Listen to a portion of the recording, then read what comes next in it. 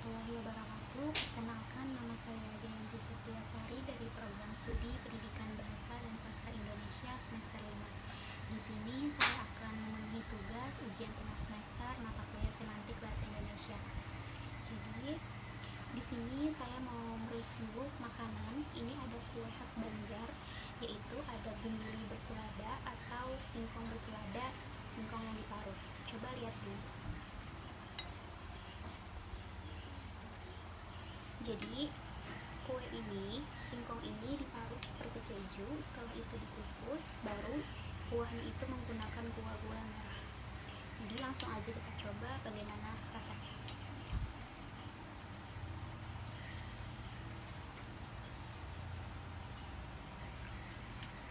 Rasanya enak banget.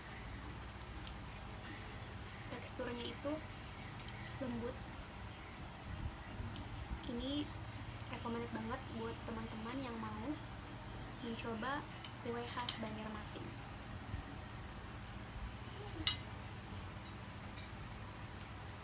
Enak sekali.